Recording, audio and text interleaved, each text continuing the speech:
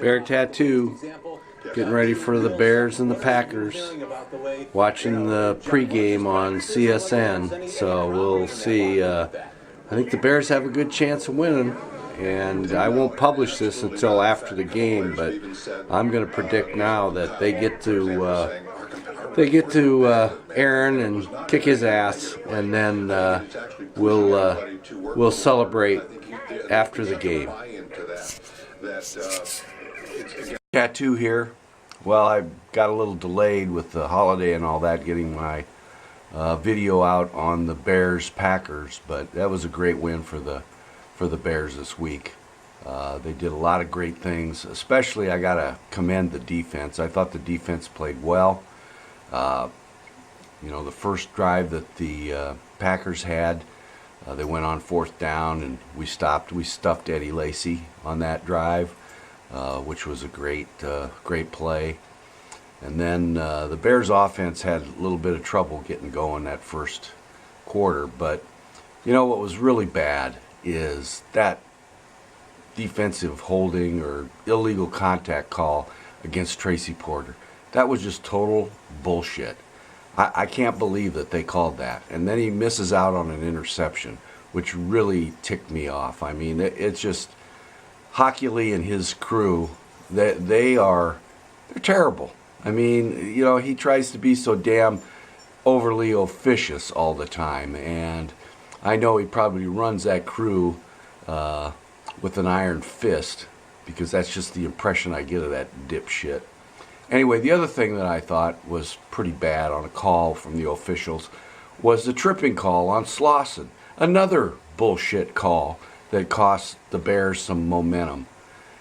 I can't believe it. And then the icing on the cake was the comments that Collingsworth and Al Michaels were saying about the officiating.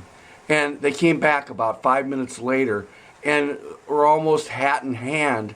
They must have got a call from Roger or somebody that says that they can't badmouth the frickin' officials on the air, which is total crap.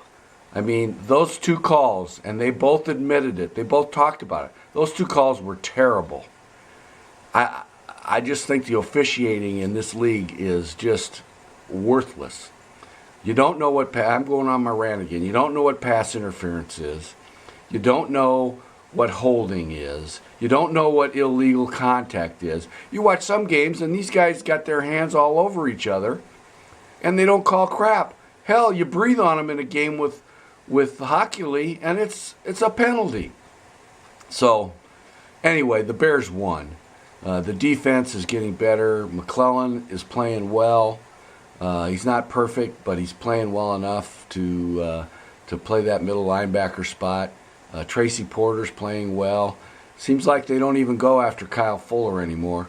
They keep going after Tracy Porter, and he seems to be doing a pretty darn good job.